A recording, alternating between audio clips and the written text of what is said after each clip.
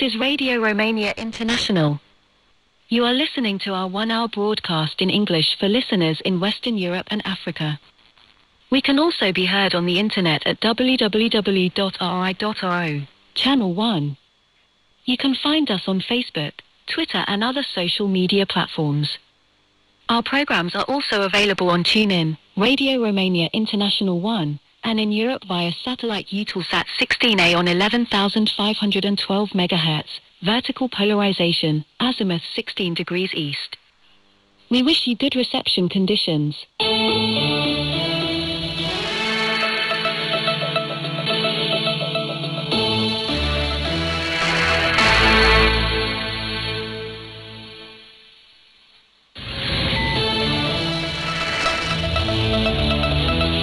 Welcome, I'm Mihaela Ignatescu with the news. The headlines. Capping the markup of basic foods in Romania will be extended by 90 days and new products will be added to the list. And the Romanian Foreign Ministry announces that a person with double citizenship, Romanian and Israeli, is held hostage in Gaza.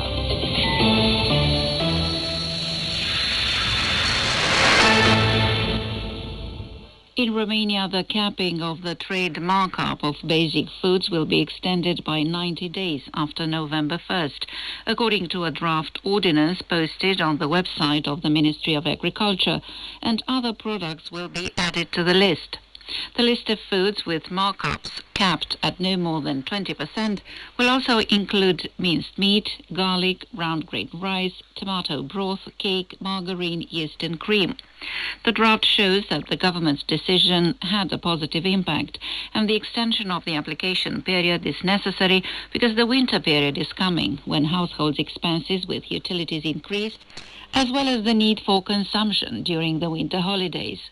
The initial list included 14 basic products, including white bread, eggs, cow's milk, white wheat flour, sunflower oil, fresh chicken and pork. A person having dual citizenship, Israeli and Romanian, residing in Israel, initially reported in the list of missing persons, is being held hostage in the Gaza Strip, the Ministry of Foreign Affairs in Bucharest has announced.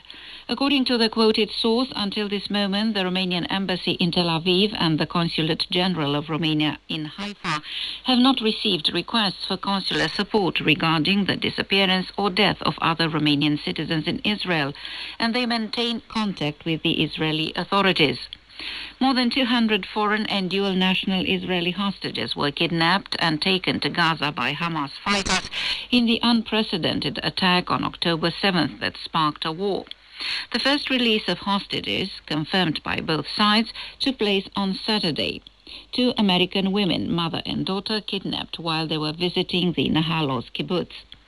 Qatar, which negotiated the release of the 2 Israelis with dual citizenship, said it would continue negotiations with the Hamas organization until the release of the kidnapped civilians, regardless of nationality. For its part, Israeli states that it will continue to pressure Hamas diplomatically and militarily to obtain the release of all hostages. On Saturday, protests related to the humanitarian situation in Gaza took place in the major capitals of the world. The largest demonstration in Europe took place in London, where approximately 100,000 people participated in a solidarity march with the Palestinians. In Germany, pro-Palestinian demonstrations took place in Düsseldorf, Cologne, Bielefeld and other cities. In Ireland, people took to the streets in Dublin in solidarity with those in the Gaza Strip and against Israel's actions. In Romania, in Bucharest, the rally was held in support of the civilians stuck in Gaza. It took place under special security conditions and no incidents were recorded. In the United States, there were also demonstrations demanding the stop of Israeli bombings. The Astra Film Festival, the biggest international documentary film event in Romania, announced its winners last night. In the Romania section, the award for the best documentary went to the film Earth's Sweet Kiss, made by the French filmmaker Gauthier Gumper. It is a film that tells the story of a Romanian who chose to live under a bridge in Strasbourg, a place he transformed into a beautiful and useful garden, while protesting in a unique way at the European Court of Human Rights for injustice against him in Romania. In the Central and Eastern Europe section, the award for the best documentary went to the film The Northeast Winds by Nicolas Beșchiavili, made in Stalin's hometown in Georgia.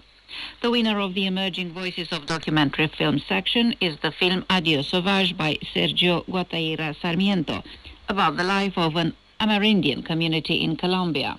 And the best student documentary was designated a Romanian film, Dancing at My Parents' Wedding by Andreea Kipăr. And that was the news.